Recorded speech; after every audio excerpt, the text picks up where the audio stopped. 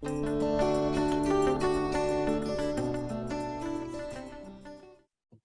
bienvenido, buenas tardes, bienvenidas. Vamos a encontrarnos una vez más con el ciclo de charlas abiertas que damos hace muchos años con Melina. Mi nombre es Jacquelina Cataldi, dirijo IMEDVA hace muchos años y con Melina somos como la coequiper, las codirectoras de todo lo que es la plataforma y toda la propuesta pedagógica en un entorno digital. La propuesta histórica que tenemos todos los años es proporcionarles a los alumnos que están por rendir el examen de residencias médicas algunos temas que nos parece que son de mucha importancia. Esto lo hacemos para la comunidad en general, para nuestros alumnos en particular. Y estos temas están relacionados específicamente a tanto a resolver un examen como el que van a estar sujetos ustedes ahora en junio, como también conocer algunas cuestiones del sistema de residencias, sistemas de legalidad, sistemas de cómo presentarse a una entrevista, cómo resolver la elaboración de un currículum, etcétera. Así que sin mucho más, contarles que las dos somos pediatras, las dos nos gusta mucho la docencia, estudiamos y nos capacitamos en docencia, hicimos la carrera docente, hicimos carreras en tecnología educativa y nos gusta mucho siempre estos encuentros de intercambio con colegas como ustedes. Algunas cosas les daremos nuevas y otras nos contarán ustedes a ver cómo les resultó. La propuesta es que es una charla corta y luego va a haber un intercambio más de conceptos con Melina y después un mínimo intercambio administrativo para quien considere alguna pregunta administrativa. Así que, Melina, gracias por dar esta charla nuevamente. Bienvenida. Bueno, muchas gracias por la presentación. Bueno, como les contaba Jackie, esta charla está inmersa en la serie de charlas que damos cercanas a los exámenes de residencia de cada año, y hoy la propuesta es que hablemos acerca de la técnica Choice. Ella ya hizo una mini presentación. Yo les quiero sumar dos compañeras que trabajan con nosotras, que son la doctora Mariana Lavítola y la doctora Ana Paniza. Ellas pertenecen a la coordinación general. Nosotras cuatro coordinamos la parte pedagógica del instituto. Cada una de ellas en particular dirige un área, Mariana Pediatría y Ana Medicina Interna, que bueno, como sabrán son las que tienen más peso para el examen de residencias. Un poco la propuesta de lo que les voy a contar es algo que hemos pensado entre las cuatro y tienen que ver con las sugerencias pedagógicas que les damos a nuestros alumnos. Veo muchos de nuestros alumnos entre los asistentes, así que especial bienvenida a ellos. Vamos a empezar hablando de algunas cosas generales. Digamos, lo primero que podríamos decir es que cuando uno está preparando el examen de residencias, yo me estuve fijando en la inscripción a la charla. Hay muchos alumnos que van a rendir este 2023, hay algunos que van a rendir el 2024, y me llamó mucho la atención que hay uno que va a rendir para el 2026, que es un alumno muy organizado que ya está empezando a pensar cómo va a planificarse. Pero en la instancia en la que estén, digamos, en la organización del estudio, uno debería pensar como tres instancias: la realización de una revisión teórica, la realización de una práctica Choice, porque como ustedes saben, el examen que se rinde para ingresar a la residencia en Argentina se utiliza esta metodología de técnica Choice, y después, por supuesto, rendir el examen único. El examen único de este año, como saben, va a ser presencial y está en el contexto de lo que se conoce como concurso unificado de ingreso a la residencia médica en Argentina. Nosotras en próximas charlas vamos a meternos quizás más en los temas más frecuentes que se preguntan y ahondar un poco más en eso. Simplemente, a modo de título, recordarles la importancia de que la primera parte de la planificación del estudio, que es la revisión teórica, hay que centrarla en todo lo que tiene que ver con patologías prevalentes y en la lectura de los consensos y todo lo que sería bibliografía oficial. Nosotros hoy nos vamos a quedar acá, digamos, en lo que tiene que ver con la práctica choice. Obviamente la práctica choice es transversal al estudio. Yo acá un poco les haciendo como más foco en estas dos instancias de estudio, que es la revisión teórica y la práctica choice, contarles que tanto la propuesta desde el instituto como nuestra sugerencia de trabajo, ustedes tienen que poder hacer una revisión teórica de las materias más importantes para el examen, que son clínica médica o medicina interna, es la misma materia, pediatría, medicina familiar, salud pública, tocogineco y cirugía. Casi les diría que ese es el orden de importancia, sobre todo en relación a la estadística de los últimos años. Y esa revisión teórica hay que tamizarla, como dice ahí esa flechita, en relación a poder hacer un repaso teórico basado en preguntas. Nosotros la propuesta desde el instituto es que ustedes todo el tiempo trabajen con ejemplos de preguntas choice, porque como les decimos siempre, ya rindieron el examen final de la carrera, ya son médicos, ya son colegas, y lo que hay que hacer entonces es poder tamizar todo por cómo les van a preguntar en el examen. ¿Cómo les van a preguntar en el examen? Con preguntas choice. Entonces hay que estudiar con ejemplos de preguntas choice. Nosotros en la modalidad de cursada que tiene el instituto está como separada en estas dos instancias, en la parte de revisión teórica y en la parte de revisión práctica. Justo esta semana cierra el último grupo que tiene estas dos instancias, ¿no? La revisión teórica y la práctica choice. Y lo que nosotros siempre les decimos es, bueno, en esta primera instancia de estudio, lo que ustedes van a profundizar sobre todo, y revisar y repasar, son temas troncales, temas centrales, lo más importante que tienen que estudiar. ¿Cómo? A través de ejemplos choice. La segunda parte del estudio es donde uno focaliza más en la práctica choice, mejora el tiempo del desempeño, afina un poco más la velocidad. Es lo mismo, digamos, uno tendría que hacer el repaso de todas las mismas materias que hicieron en la parte teórica, pero ahora solamente basado en preguntas choice. Ya no es tiempo ni de leer, ni es tiempo de profundizar demasiado, sino de ejercitar preguntas, preguntas, preguntas, preguntas. Nosotros, esta segunda instancia en el instituto empieza a partir de mayo. Nosotros todos los años tenemos alumnos, sobre todo alumnos argentinos, que han terminado la carrera hace poquito y lo que quieren es hacer únicamente práctica choice porque tienen muy cercana la revisión teórica. Con los años nos dimos cuenta que a veces los alumnos extranjeros necesitan también la revisión teórica, sobre todo por la diferencia en la endemia del tipo de patología que se ve en Argentina y el tipo de patología que se ve en países como Ecuador, Bolivia. Entonces, siempre nosotros sugerimos más fuertemente a los alumnos extranjeros que hagan un curso con estas dos instancias, con la revisión teórica y con la práctica choice. Y en los alumnos argentinos, algunos se ven muy beneficiados por la organización que le da hacer la revisión teórica con nosotros, y muchos eligen la práctica choice. Igualmente, todos tienen que terminar haciendo una práctica choice potente. Entonces, un poco la idea de esta charla es compartir conceptos teóricos de la técnica choice para, como dice ahí, maximizar el rendimiento en el examen de residencia. La base del estudio, bueno, es el estudio, ¿sí? El estudio conceptual, tener los datos, entender bien cuáles son las patologías prevalentes, su forma de presentación más habitual, eso que les decimos siempre. Pero tener conceptos de técnica choice los va a ayudar mucho para orientar el estudio y sobre todo les va a permitir optimizar el rendimiento, ¿sí? Maximizar la cantidad de preguntas.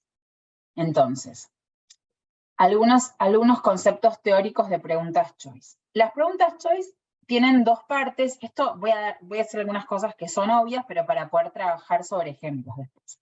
Tienen un enunciado o base de la pregunta, que es un problema que hay que responder, o una afirmación parcial que hay que completar, digamos, eso es la primera parte de la pregunta, y después hay opciones de respuestas que tienen, obviamente está incluida la respuesta correcta, y hay algunas que se conocen como preguntas distractoras o preguntas incorrectas.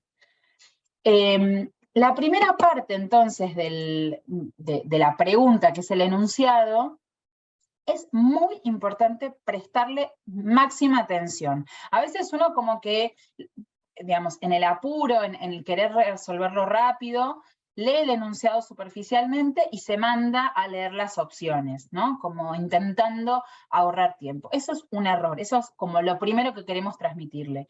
El enunciado es súper importante de leer con detenimiento porque toda la información que necesitan para encontrar la respuesta correcta está en ese enunciado. Entonces hay que hacer una lectura profunda y a conciencia del enunciado de cada una de las preguntas. Lo que nosotros vemos en la estadística que trabajamos en el instituto es que cada vez más las preguntas son de tipo clínico. Entonces, más aún es importante hacer una buena lectura del enunciado. Entonces, de manera global, uno podría decir que los enunciados hay 4 grandes tipos.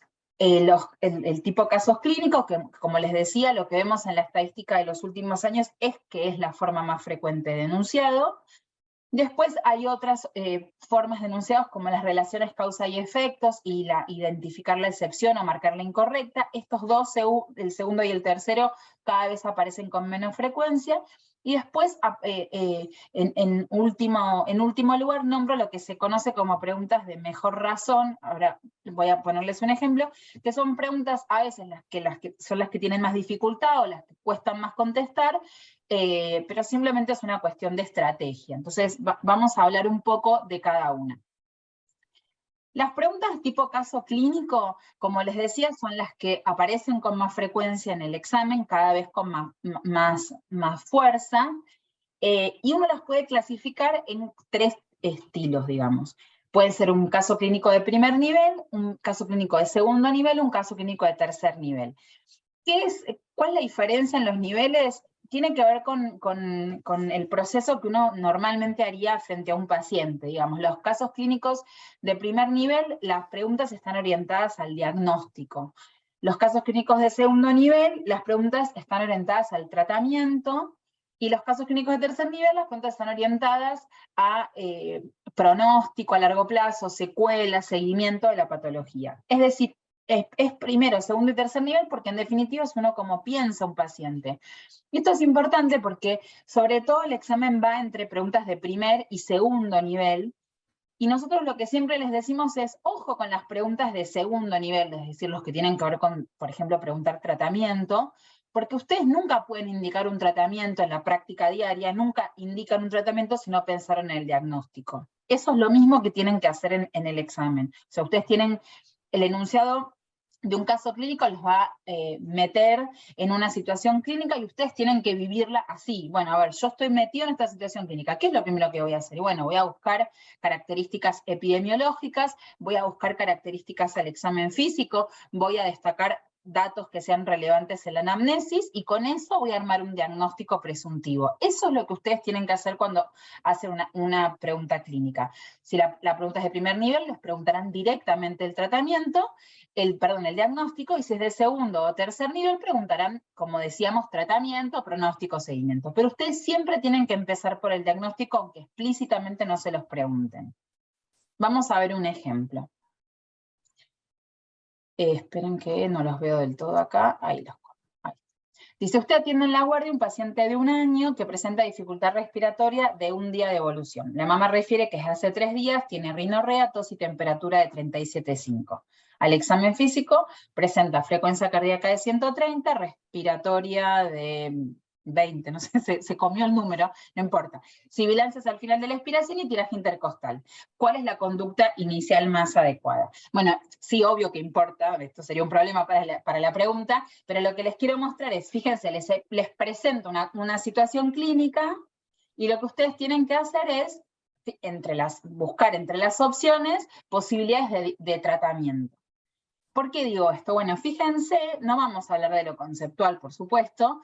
El niño de 1 año consulta por un cuadro de obstructivos de tipo bronquiolitis por la edad que tiene, y dentro de las posibilidades tienen mandarlo al domicilio con salbutamol, hacerle una serie ahí en la guardia, internarlo para ofrecerle oxígeno, o hacer un tratamiento en la guardia de una serie asociado a corticoide. Fíjense que es muy importante hacer un correcto diagnóstico clínico de lo que el paciente tiene, porque en primer lugar hay que hacer un cálculo del TAL, y con eso podrían resolver si es la opción A, la opción B o la opción C. Y por otro lado hay que poder encontrar datos epidemiológicos en este enunciado que me permitan pensar si este niño tiene antecedentes respiratorios previos que indiquen la necesidad de darle un corticoide con dosis de carga, como dice la opción D, o no. Es decir, toda esa valoración clínica, que es este caso clínico, la tengo que poder realizar para poder encontrar la respuesta correcta. En este caso la respuesta correcta es la B, hay que hacer una serie, pero bueno, como decía, no nos vamos a quedar en lo conceptual, sino en poder evaluar el ejemplo clínico. La segunda variante de enunciado es lo que se conocen como preguntas de relación causa y efecto, ¿sí? Y la tercera, como les decía, la identificación de la excepción. Estas, por suerte, son cada vez menos frecuentes. ¿Alguien me está preguntando algo? Bueno, si necesitan preguntarme algo, pónganme ahí en el chat, o habilítense el micrófono. Lo que sí son más comunes, fíjense, estos que sería la excepción, dice, respecto al retinoblastoma, marque la opción incorrecta. Si esto es una pregunta de excepción, lo que nos piden nosotros habitualmente estamos acostumbrados a buscar la respuesta correcta en los exámenes de residencias médicas, porque en la inmensa mayoría de las preguntas lo que se busca es la respuesta correcta. En estas preguntas que se conocen como preguntas de excepción, ustedes tienen que hacer un proceso mental distinto, es decir, todas van a ser correctas menos una que es la incorrecta. En este caso la respuesta es respecto a la incidencia. Obviamente el retinoblastoma es mucho más frecuente en los niños pequeños, groseramente en los menores de 1 año. Pero ¿por qué pongo este ejemplo? Ustedes cuando encuentran en el examen de residencia una pregunta que sea de excepción, es decir, que les están pidiendo que encuentren la respuesta incorrecta, es decir, que hagan el proceso mental opuesto al que hacen en el resto de todas las preguntas, lo ideal, ahora además ustedes rinden un examen presencial, o sea que lo pueden marcar en el papel, es hacer una crucecita al costado, marcando que esa es una pregunta distinta. Traten de resolverla, vamos a ver que siempre la mejor posibilidad es resolverla la primera vez que la leen la pregunta, pero si les alcanza el tiempo, que es lo ideal, y pueden volver a revisar, lo que primero deberían volver a revisar son las preguntas de excepción.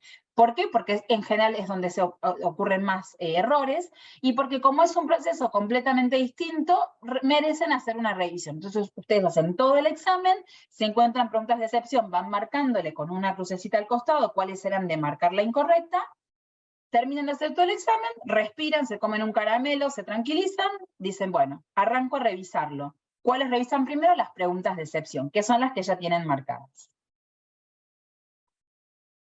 Hay otra variante de pregunta que se conoce como las opciones, los enunciados, de mejor opción. Estas son las que, así como en el mito urbano, son las que uno dice, estas son las tramposas, ¿sí?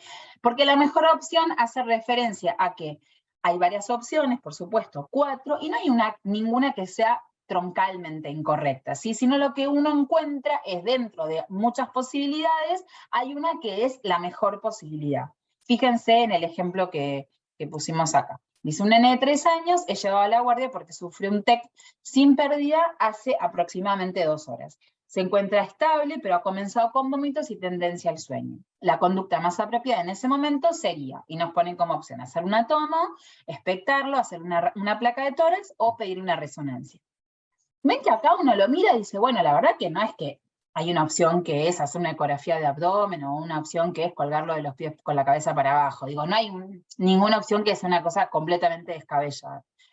Lo que pasa es que en estas preguntas lo que se busca es que ustedes tengan un criterio económico en el sentido amplio de la palabra. Económico en que ustedes puedan elegir cuál es el estudio, el primero que se debe realizar, o sea, el primer estudio diagnóstico, o les pueden preguntar la primera línea de tratamiento, o les pueden preguntar el estudio sugerido o el estudio de lo que se considera gol estándar. Entonces, ¿por qué son importantes estas preguntas? Bueno, porque podrían ser tramposas, o porque podría uno decir, che, pero la verdad que le podría hacer una placa y fijarme si tiene una fractura de cráneo, La verdad es que una resonancia yo podría ver el encéfalo, sin embargo una de las opciones que es la más correcta, porque es el primer estudio que se solicita justamente porque hay posibilidad de valorar la ventana ósea y también hay posibilidad de valorar el parénquima, y de esta manera ver si este paciente que tiene evolutividad en la clínica, porque estaba bien y empezó a tener signos de hipertensión endocraniana, está desarrollando un sangrado central. Entonces, la opción correcta, la mejor opción es hacer una tomografía. Les pongo este ejemplo, que es un ejemplo como muy característico, pero ustedes, es importante que cuando orienten el estudio, nosotros siempre le decimos a nuestros alumnos, vos tenés una lista a veces de estudios complementarios que se pueden hacer. Y hay que saber perfecto el primero, el gol estándar, el con el que hay que iniciar la cadena de estudio, ¿sí? El que nos permite hacer diagnóstico diferencial con otras patologías que pueden confundirnos. Ese es el criterio económico que tienen que tener. ¿Me siguen? Pregúntenme lo que necesiten. Tengo, creo que todas las cámaras apagadas, menos la de Jackie, pero ustedes si necesitan me paran y me preguntan. Yo por ahora vengo entendiendo todo, Meli, así que... Perfecto. Eso es muy importante, te digo. Yo siempre pienso si tuviera que volver a rendir el examen de residencia, ¿no? ¿Qué haríamos si tuviéramos? Rendiríamos la pregunta de pediatría, el de esto nos pondríamos a llorar, pero sabríamos técnica choice. Muchas no nos pondríamos a llorar, diríamos, esta no puede ser, iríamos haciendo como un descarte interesante, solo sabiendo técnica choice. Ese ejercicio lo seguimos haciendo. Claro, ese ejercicio lo seguimos teniendo. Bueno, esto, si no hay preguntas, paso a la segunda parte, que son algunos consejos extras para preguntas choice. Como digo siempre, a mí me gusta decirle, esto es para optimizar lo estudiado, porque es como que les estoy vendiendo la charla. Esto es como muy marketinero, porque llega este momento, el otro día pusimos un videito en Instagram de nuestras experiencias personales, llega como que estamos en los últimos 3 meses antes del examen y uno empieza a agarrarse la cabeza. Yo conté que yo en el momento que preparé el examen también estuve ahí en 3 meses y 4 meses y entre 4 y 3 meses estudiando. Entonces, ahora que uno empieza a agarrarse la cabeza y ve como una posibilidad mucho más cercana el rendir el examen, es importante encontrar estrategias para optimizar el tiempo que uno tiene para estudiar. Entonces, metiéndonos en este tema en particular, algunos consejos para resolver más preguntas choice. La primera, la dije al inicio de la charla, es una obviedad, pero es muy importante leer la pregunta al final del enunciado. O sea, lo que nos están preguntando es lo que dice al final del enunciado. Esto parece como, me está diciendo una pavada esta chica, es obvio que lo que me preguntan es lo que dice el enunciado, pero a veces uno en el trajín, las preguntas están muy bien hechas, las preguntas conceptualmente las escribe un especialista de cada área, y después tienen diseñadores de preguntas, están bien pensadas las preguntas, no tienen errores, se pueden corregir. Eso, pedagogos, no me salió. Entonces, muchas veces sucede que el enunciado nos hace poder confundirnos en el sentido de, ay, bueno, me querrá preguntar en relación, no sé, a una cuestión epidemiológica, sería interesante que me pregunte respecto a no sé qué dice el enunciado, pero lo que pregunta es lo que dice al final del enunciado, no es lo que nosotros sospechamos que puede decir. Les voy a poner un ejemplo. Dice, perdón, que los tengo, no llego a leer.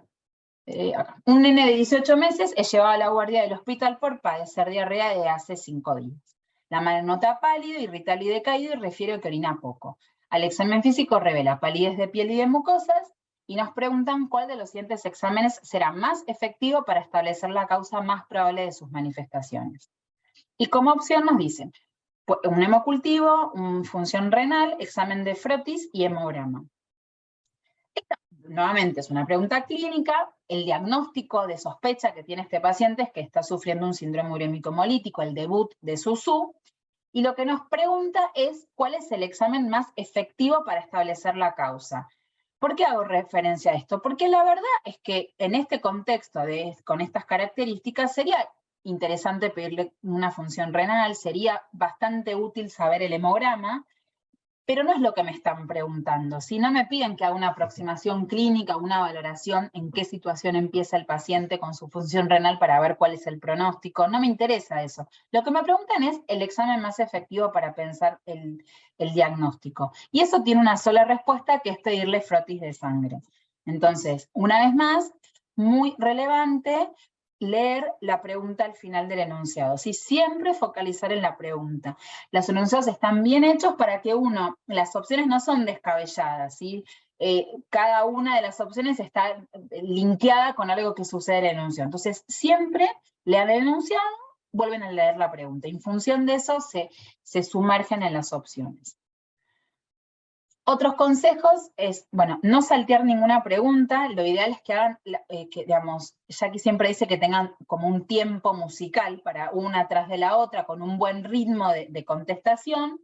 No hay que dejar preguntas sin respuesta. Lo ideal es que lo vayan completando. Les puede suceder que hay algunas preguntas que no saben la respuesta, eso puede pasar. No debería ser debería ser, perdón, más del 10% de las preguntas, o sea, ustedes deberían hacer de corrido 90 preguntas y solamente podría quedarles 10 o menos preguntas para volver a pensar en un segundo tiempo.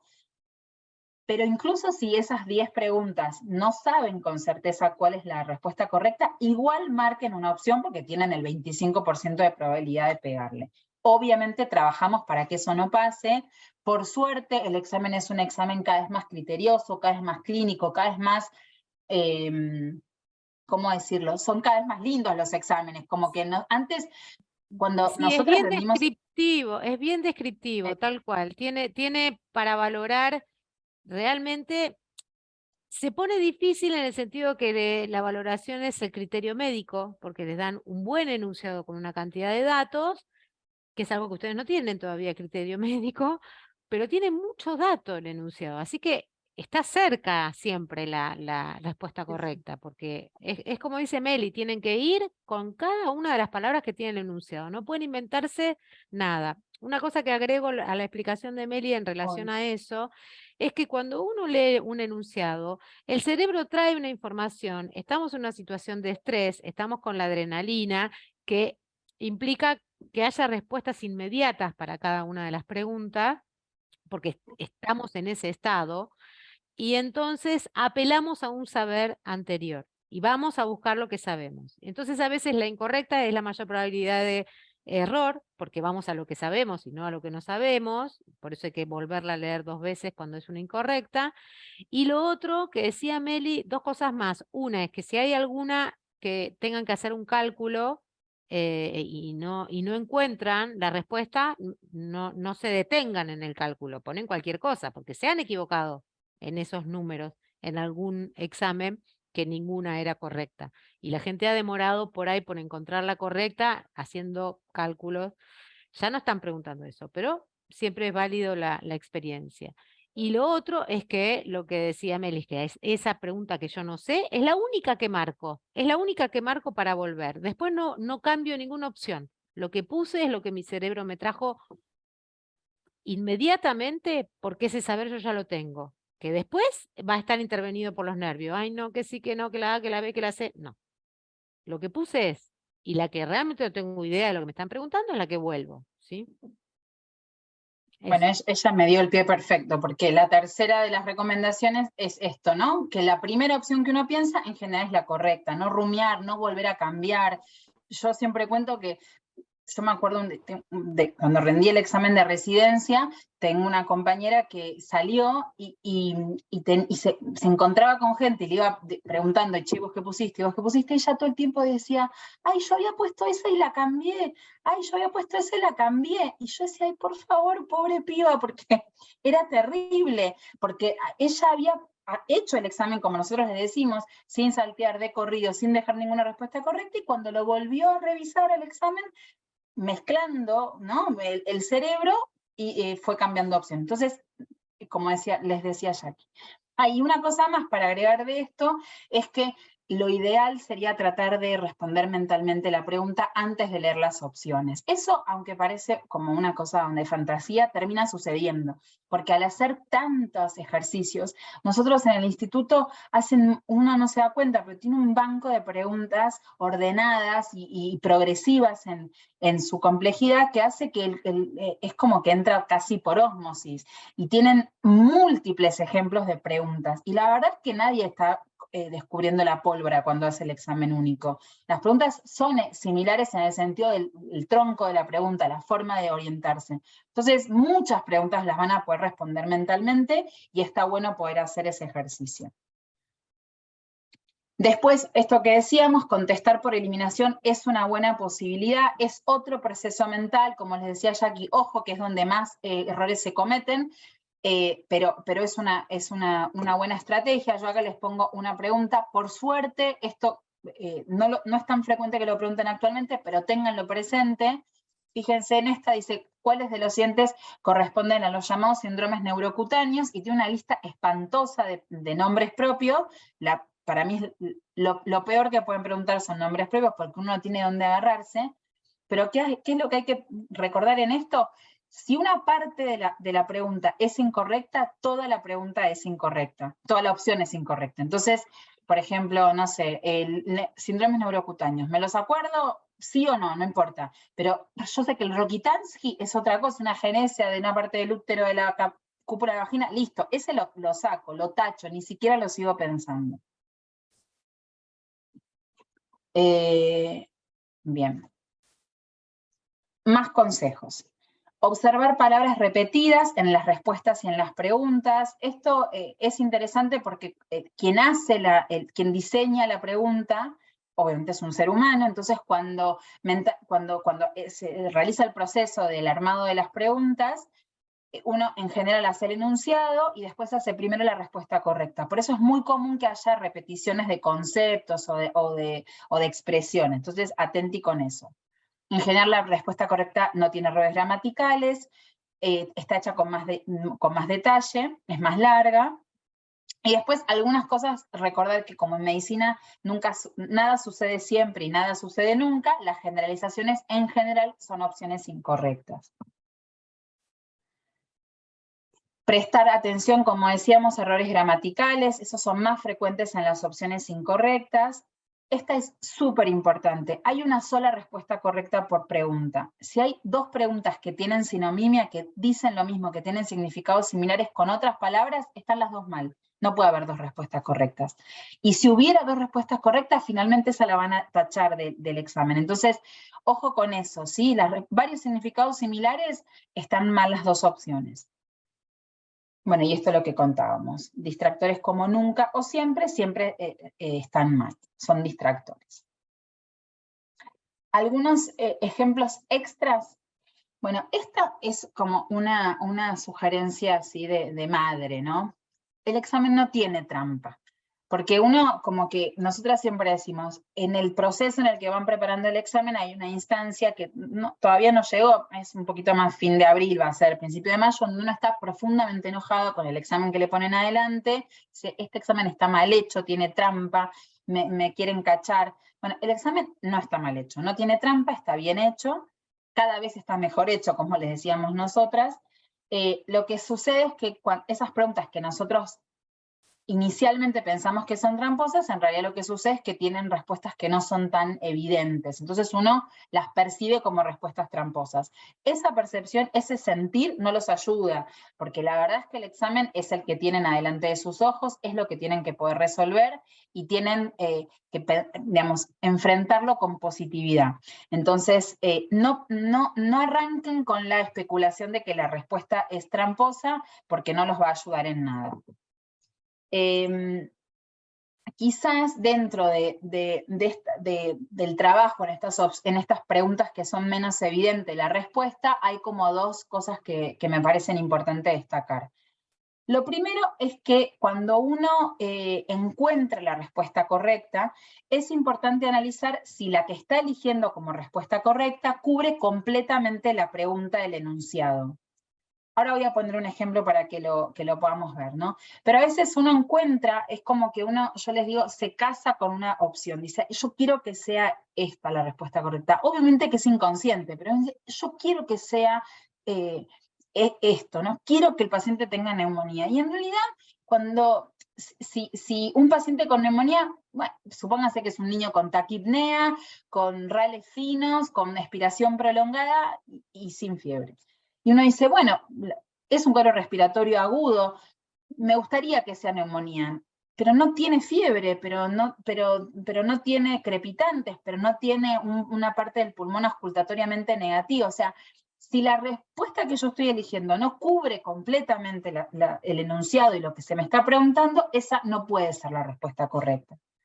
Y después hay otro concepto que es interesante, que es un concepto teórico, pero les va a servir a ustedes, es uno tiene que evitar los supuestos imaginarios. ¿Qué es evitar los supuestos imaginarios? Lo que no dice el enunciado no hay que suponerlo, ¿sí? Ahora vamos a ver un ejemplo. Quiere decir, si no me están dando esa información es porque no la necesito o porque no es parte del enunciado clínico de ese paciente. No supongamos cosas que no están en la pregunta, en el enunciado, perdón, de la pregunta, porque eso nos va a favorecer realizar errores. Acá tengo, bien. Fíjense esta pregunta. Es una nena de 9 años con síndrome nefrítico hipocomplementémico. ¿Cuál es su hipótesis diagnóstica? Entonces uno dice, bueno, opciones, posibilidades de pacientes con complemento bajo y síndrome nefrótico. Acá uno podría decir, puede ser una postestreptocóxica o puede ser una nefritis lúpica. Ahora, un supuesto imaginario sería, si esta nena tiene un síndrome nefrítico con complemento bajo y tiene eritema malar y tiene artritis, entonces podría ser lupus, pero no dice que tiene ni eritema malar ni tiene lupus. Entonces, si no lo dice, quiere decir que el paciente no lo tiene, lo único que tiene es el síndrome nefrítico hipocomplementémico y además por epidemiología sabemos que lo más frecuente es que tiene una postestreptocóxica. Eso sería el supuesto imaginario. Los datos que no aparecen no deben suponerse y los datos necesarios para resolver la situación están incluidos dentro del enunciado. No busquen como extras, ¿no? Bueno, y acá, para ir cerrando, dos ideas. La primera es que conocer la técnica Choice les va a permitir optimizar lo estudiado, mejorando el rendimiento, ¿sí? La base de la preparación del examen obviamente es el estudio, pero conocer la técnica les va a optimizar el rendimiento.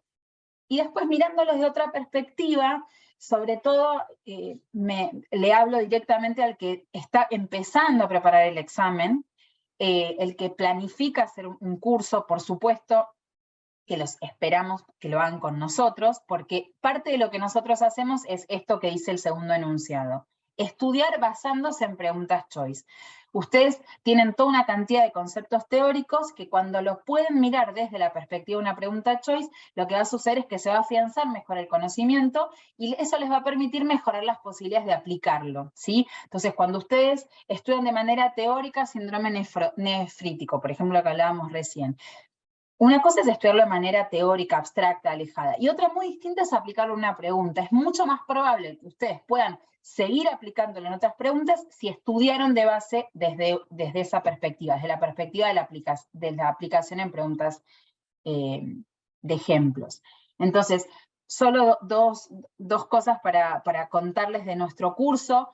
Por supuesto que todo lo que hablamos, acá en el auto hay un montón de alumnos nuestros, saben que trabajamos de esta manera, pero recordarles que en la revisión de la parte teórica es muy importante utilizar textos que les permitan optimizar el tiempo. Yo acá puse esta foto hermosa de una librería, de una biblioteca, perdón, gigante, que es como todo lo que incluye el examen de residencia y toda la Biblia oficial, ahora la publicaron y bueno, nos podemos agarrar la cabeza. Nosotros les proponemos una colección de libros que les va a permitir, bueno, todo esto, tenerlo centralizado en un libro de cada una de las especialidades que les va a ayudar un montón a estudiar. Y después en lo que tiene que ver con el cierre de la revisión teórica, muy importante, como les decía, un método de estudio como el que nosotros les proponemos, en el cual uno tamice el contenido teórico con preguntas choice. Nosotros, no me dejan mentir nuestros alumnos que están entre el público, les proponemos un método muy novedoso que es, ustedes ven clases teóricas que son asincrónicas y después se juntan con nosotros a discutir preguntas choice. Mucho de lo que aprendemos, de lo que vimos hoy, aprendimos hoy de teoría de preguntas choice, se utiliza en los talleres para que ustedes vayan mejorando cada vez más y optimizando cada vez más las preguntas que van teniendo y que vayan, como les decía yo, afianzando ese conocimiento de la parte teórica. Bueno, esta era mi última. Agradecerles la participación, abierta ahora a lo que me quieran preguntar y bueno, bienvenidos al Mundo IMEDVA. Muy bien, hermosa charla, Meli. Qué lindo tu Geniali, una belleza, súper, súper pedagógico, muy, muy, muy lindo. Quería agregar una cosa más en relación a la descripción del método que utilizamos para capacitar a todos los alumnos que vienen a IMEDVA.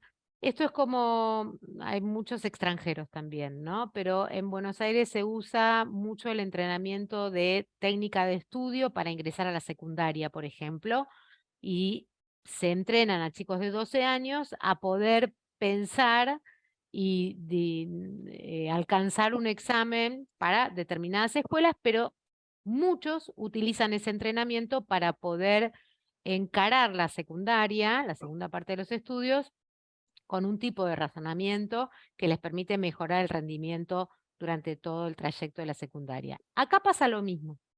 Nosotros usamos un método pedagógico que, que trasciende el examen de residencia solamente para resolver un choice, que sin duda lo pueden resolver, porque lo que tiene es que como todos los que participamos en la organización y en el desarrollo de la programación de este entrenamiento, somos docentes.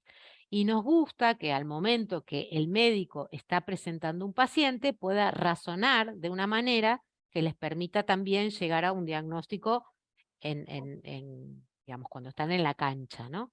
Entonces, es muy, muy importante que también entiendan que ese tipo de razonamiento lo transmitimos durante todo el trayecto que atraviesa IMEDVA, más allá de la pregunta choice.